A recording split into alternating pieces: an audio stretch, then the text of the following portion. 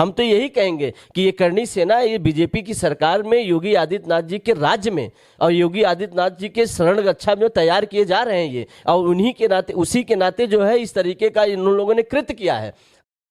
साथियों नमस्कार, मैं हूं आपके साथ रमन। आप देख रहे हैं हिंदुस्तान की बात।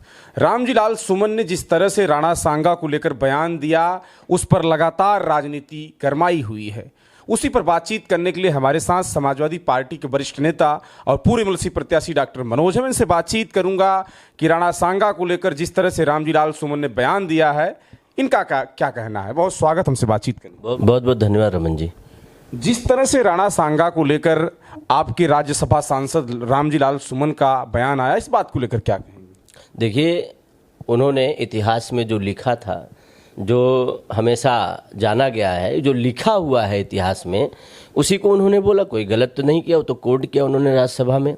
उन्होंने बताया जिस तरह की आज की परिवेश जो राजनीति चल रही है, इस राजनीति के परिवेश को देखते हुए उन्होंने बताया कि याद करो जो गद्दार कहा जाता था, गद्दार कौन है, कौन ये देश के लिए जो षड्यंत्रकारी व्यक्ति है, इस देश में रह के राजनीति करना और राजनीति किस तरीके से जाति जाति में धर्म धर्म में लड़ा के उस तरीके से राजनीति को अपनाया जा रहा है, हथियाया जा रहा है, उस बात को देख के उन्होंने कहा अब आप पहले के राज्य जो राजा और महाराजा रहा करते थे, जो लड़ाइयाँ लड़ते थे, वो राजा महाराजा लड़ाइयाँ लड़ते थे अपने राज्य को और देश को जो है बढ़ाने के लिए। वो वही चीज़ को देखते हुए आज की राजनीति के प्रवेश में होता है, जो उसमें की अच्छाइयाँ होती हैं, उस अच्छाइयों को लेके रणनीति तय करके बताते हैं, जैसे कि देश को और प्रदेश को कैसे प्रगति पे लाना है। तो जरूरी नहीं है कि आप उसकी खामियां, अगर कुछ अच्छाइयां हैं तो कुछ बुराइयां भी है। तो बुराइयां ये है कि बाबर को बुलाया किसने? राणा सांगा जी ने ही बुलाया। तो बुलाया है इब्राहिम लोदी को हराने के लिए, जीत पाने के लिए कि कैसे इब्राहिम लोदी को हराया जाए। तो उनको इनके बस की थी नहीं राणा सांगा के, जबकि 80,000 सेनाएं उनके पास थी राणा सांगा के पास। मगर जो इब्राहिम था उसके पास सेना कम थी, मगर उसके पास जो लड़ने के लिए जो सामान सामग्रियां थी बहुत ज़्यादा थी, वो सबको हरा सकता था, जिसकी वजह से उन्होंने न्योता दिया राणा सांगा जी ने। और यहाँ पे बाबर आया, और जब बाबर आया तो प्रश्न तो वही उठा ना कि किसने लड़ाया, किसने क्या किया। मुगल की बात उठती है, हिंदू मुस्लिम की बात हो रही है, ये बीजेपी की सरकार में। उसी बात को उन्होंने पेश किया, कोई इसमें बुरा मानने की कोई बात ही नहीं थी। मगर जिस तरीके से ये करणी सेना वाले लोग उनके घर बुलडोजर लेके जाते हैं, ये कहाँ का अधिकार इनको हो गया जो संगठन चलाते हैं कि बुलडोजर लेके साथ में जाओ। किसी का अगर किसी के ऊपर अटैक कोई कर रहा है तो जो उनके महापुरुषों हैं, उनके योद्धाओं हैं, अगर उन पे कोई अटैक किया तो ये किस कानून में लिखा हुआ है और जिसकी किसी की सरकार चल रही हो उसने कुछ अथॉरिटीज़ दे रखी हो कि आप जहाँ जाइए प्रोटेस्ट करिए, उनके खिलाफ हंगामा फैलाइए और बुलडोजर साथ में लेके जाइए।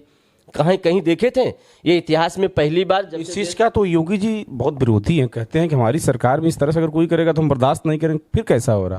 तो वो तो वहीं तो थे, 1 किलोमीटर की दूरी पे माननीय मुख्यमंत्री साहब थे। तो जब करणी सेना वाले जो गुंडे जब आप रामजी लाल सुमन के घर पे जब अटैक कर रहे थे तो क्या उन तक इन्फॉर्मेशन नहीं गया होगा? ये जब, और देखिए तो पहले किस तरीके से पुलिस प्रशासन के लोग बैरियर लगा के उनकी गाड़ियों को रोक रहे थे, और वो लोग जो है जैसे टेनी का बेटा थार लेके किसानों को रौंदते हुए चला गया था, उस तरीके से इन लोगों ने भी जो हमारे सिपाही थे, पुलिस थे उत्तर प्रदेश के, वहाँ एसआई थे और कांस्टेबल थे, बैरियर लगाए, उसको चढ़ाते चले जाए। वो तो अच्छा था कि वो लोग हट गए, साइड हट गए, नहीं तो उनको रौंद देते ये लोग, उन पुलिस वालों को तो रौंद देते ही। मतलब इस तरीके का मनबड़ई, इतनी बड़ी गुंडई इनके योगी जी के ही सरकार में हो रहा है। वो जब इसका विरोध करते हैं तो इतना मन बड़े हुए गुंडे कहाँ से आगे करणी सेना? हम तो यही कहेंगे कि ये करणी सेना ये बीजेपी की सरकार में योगी आदित्यनाथ जी के राज्य में और योगी आदित्यनाथ जी के शरण रक्षा में तैयार किए जा रहे हैं ये, और उन्हीं के नाते उसी के नाते जो है इस तरीके का इन लोगों ने कृत्य किया है। और ये कृत्य बड़ी ही घटना, मतलब कि देश के लिए, प्रदेश के लिए, दूसरे जगह देशों में जा रहा है ना, ये अच्छा मैसेज नहीं जा रहा है। एक तरीके से भारत में इस तरीके से अगर किसी दलित परिवार के, दलित समाज के घर और वो भी राज्यसभा सांसद समाजवादी पार्टी से हैं। अगर उनके यहाँ इस तरीके से हो रहा है तो आम जनता तो सुरक्षित अपने आप को महसूस नहीं करेगी। जो सदन का सदस्य हो, अगर उनके घर पे इस तरीके से हो रहा है तो जनता कैसे सुरक्षित होगी इन लोगों से? तो डर और भय के माहौल से 2027 का चुनाव जीतना चाहते हैं क्या? ये किस तरीके पे, किस आधार पे, और क्या ऐसी कौन सी बात आ गई थी जो बुलडोजर, उनका कुर्सी तोड़ देना, उनके घर को तोड़ देना, यहां तक जानलेवा हमला कर देना? उनका परिवार था वहां पे, छोटे छोटे बच्चे थे। इस मंजर को देख के उनके मन में क्या विचार आ रहा होगा कि कैसे होगी आज के, जिसको कह रहे हैं कि बढ़ते हुए देश, एक नया भारत जो अपने आप को पहचान दे रहा है कि नया भारत है।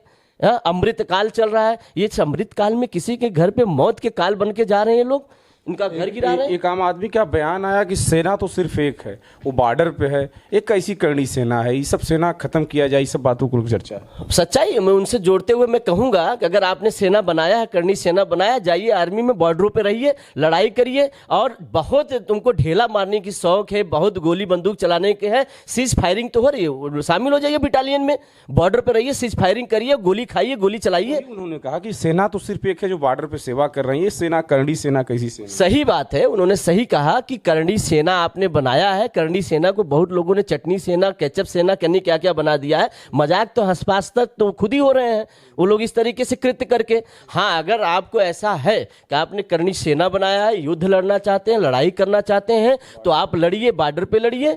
जब वहां पे शिक्षा के लिए जो बेरोजगार साथी जो बैठे हुए हैं धरने पे, उनके लिए लड़ाई लड़िए। जो महिलाएं आंगनवाड़ी हैं, जो डॉक्टर्स हैं, जो हमारी जो आशा बहनें हैं, वो अपने लिए, अपनी नौकरी के लिए, अपना अस्थाई बनाने के लिए एएनएम है, जीएनएम है, डॉक्टर्स हैं, इस तरीके से जो छात्र छात्राएं लड़ रही हैं, धरना प्रदर्शन दे रही हैं योगी आदित्यनाथ की सरकार में, जो उनको न्याय नहीं मिल रहा, आप उस पर लड़िए ना। तब समझ में आया कि आपने कुछ सेना बनाया है। सेना किस लिए बनाया है? गुंडाई करने के लिए, गुंडाई करने के लिए, किसी का घर गिराने के लिए, किसी का मकान गिराने के लिए, डर और भय का माहौल बनाने के लिए, कानून व्यवस्था बिगाड़ने के लिए, न्यायालयों को जो हम चैलेंज करने के लिए, न्यायालयों का औठा दिखाने के लिए, अंगुली दिखाने के लिए बनाए हो। ये कैसा सेना होता है? करनी सेना। हम तो कहते हैं ये करनी सेना नहीं है, ये गुंडों की सेना है, और जो बाबा जी के संरक्षण में पल रही है।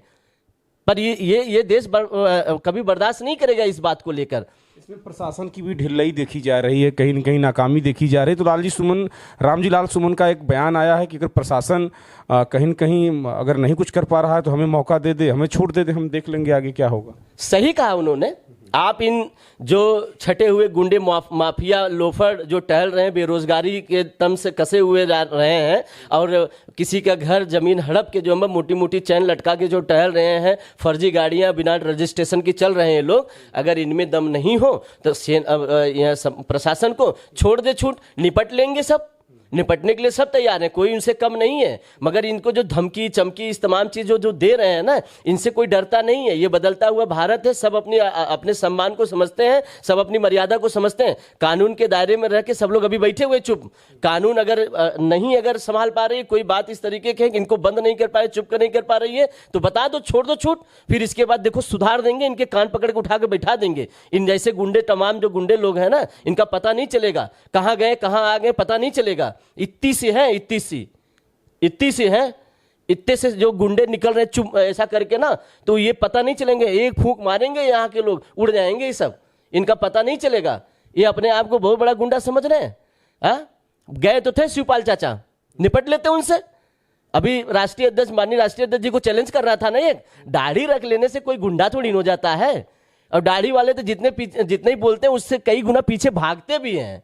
हाँ, कि सपा अध्यक्ष अखिलेश यादव कहीं आए तो फिर देख लिया जाएगा। देख लेंगे। ये राष्ट्रीय अध्यक्ष जी की बात छोड़िए, अभी राष्ट्रीय अध्यक्ष जी के ऐसे जो हमारी टीम में लोग पड़े हुए हैं ना, उनसे निपट लो भैया, फिर इसके बाद उनसे निपटने जाना। वो बहुत बड़ी हस्ती हैं, उनके पीछे तुम उनके कह दोगे ना, तो कह के ना मुंह पे इतना तमाचा पड़ जाएगा कि तुम बर्दाश्त ही नहीं कर पाओगे। बहुत कह रहे हैं हिम्मत हो तो ये कर दो, हिम्मत हो वो कर दो। आप देखे होंगे सोशल मीडिया भर गया है, हिम्मत नहीं होती तो हमारी भाभी नहीं आती है। मामला ठंडा भी हो गया है, करनी सेना के लोग डाउन भी दिख रहे हैं इस समय। देखो, ये फड़फड़ाने वाली पंछी हैं, ये फड़फड़ाती बहुत तेज है, थोड़ी सी जान होती है, फड़फड़ा के बस अपने आप जो है उनकी जान अपने से निकल जाती है। किसी को मारने काटने की जरूरत नहीं है। जानते हैं, कुछ ऐसे पंछी है जो गोलियों की आवाज से चटक से लटक जाती हैं, बैठी रहेंगी किसी खेत में जो है दाना चुनती रहेंगी, चुनती रहेगी, बार बार हटाने के बाद नहीं हटेंगी ना, तो बस एक गोली फायरिंग करते हैं लोग, खड़ाक से उड़ जाती है, दोबारा दिखती नहीं है। तो ऐसी जान है